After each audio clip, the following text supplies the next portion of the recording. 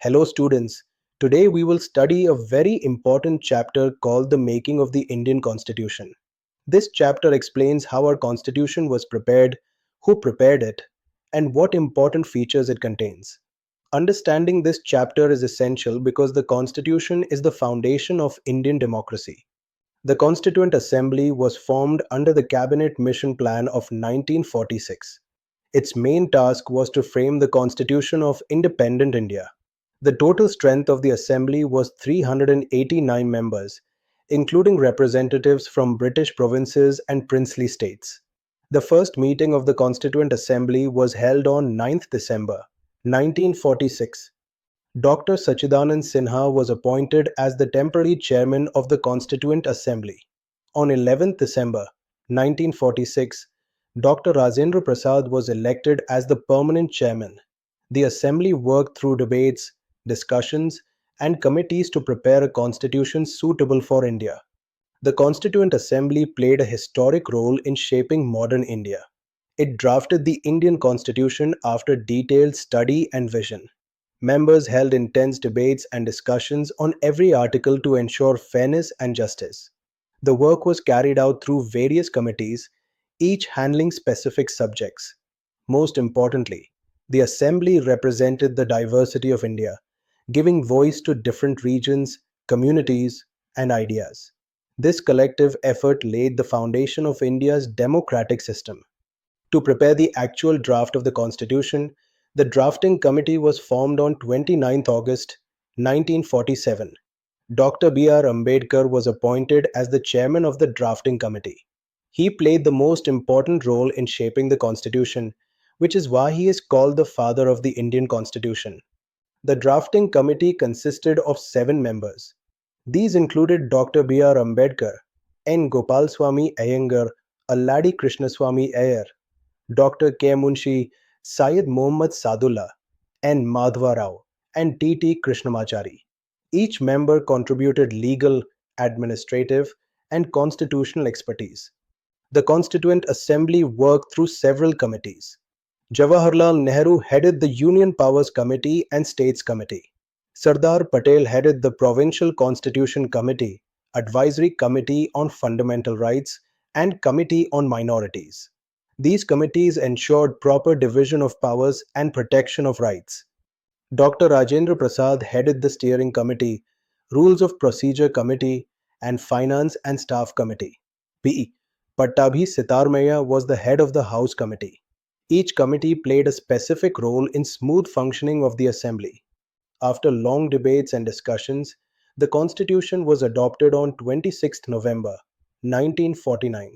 However, it came into force on 26th January 1950. This date was chosen to honor the Pune Swaraj Declaration of 1930, which marked the demand for complete independence. The Indian Constitution borrowed ideas from many countries. From the United Kingdom, India adopted the parliamentary system and rule of law. From the United States, it took fundamental rights and judicial review. The Irish Constitution inspired the directive principles of state policy. The Constitution adopted the federal system with a strong centre from Canada. The Australian Constitution inspired the concurrent list and joint sitting of Parliament. Ideas of liberty, equality, and fraternity came from France. Emergency provisions were taken from Germany, while amendment procedure came from South Africa. The preamble reflects the philosophy of the Constitution. It declares India as a sovereign, socialist, secular, democratic republic. The words socialist and secular were added by the 42nd Amendment in 1976.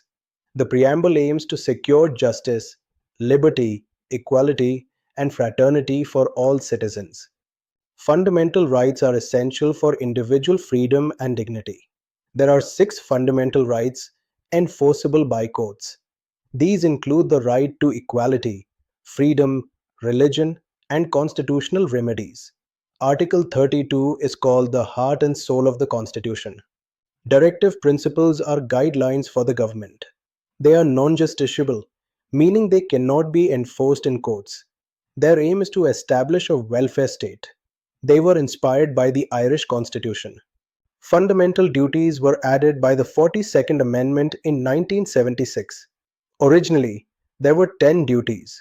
After the 86th Amendment in 2002, one more duty was added, making a total of 11 duties. These duties promote discipline, unity, and responsibility among citizens. The Union Parliament consists of the President, Lok Sabha, and Rajya Sabha.